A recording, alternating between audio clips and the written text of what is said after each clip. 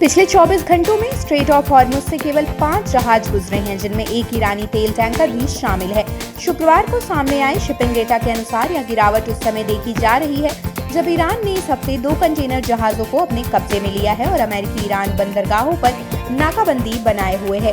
खाड़ी के प्रवेश द्वार पर स्थित इस अहम जलमार्ग से गुजरने वाले जहाजों की संख्या बेहद कम हो गई है। जहां 28 फरवरी से पहले रोजाना औसतन करीब 140 जहाज यहां से गुजरते थे, वहीं अब ये संख्या बेहद सीमित रह गई है, जबकि वॉशिंगटन और तेहरान के बीच एक अस्थिर युद्ध विराम जारी है। शिपिंग संगठन BIMCO के सुरक्षा प्रमुख जैकब लार्सन ने कहा कि अधिकांश शिपिंग कंपनियों को सामान्य गतिविधियां शुरू करने के लिए स्थिर संघर्ष विराम और दोनों पक्षों से सुरक्षा की गारंटी चाहिए। उन्होंने ये भी बताया कि फिलहाल जहाज ईरान और ओमान के करीब के रास्तों का उपयोग कर रहे हैं, लेकिन ये मार्ग सक्रिय होने के कारण सामान्य ट्रैफिक संभालने में सक्षम नहीं है। अमेरिकी प्रतिबंधों के दायरे में आने वाले ईरानी झंडे वाला टैंकर निकी भी उन कुछ जहाजों में शामिल था, जो बिना किसी तय गंतव्य के इस जलडमरू मध्य से बाहर निकला। ये स्पष्ट नहीं है कि अगर ये आगे बढ़ता है और अमेरिकी नौसेना द्वारा बनाए गए नाकेबंदी क्षेत्र की ओर जाता है तो क्या स्थिति बनेगी।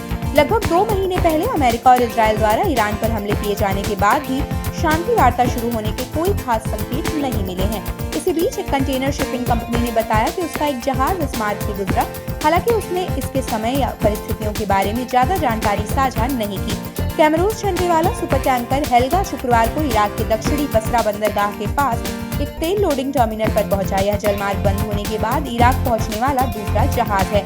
बुधवार को ईरान द्वारा छोटे और तेज नौकाओं के समूह का इस्तेमाल कर 2 कंटेनर जहाजों को कब्जे में लेने की घटना ने शिपिंग और तेल कंपनीज की चिंताओं को और बढ़ा दिया है।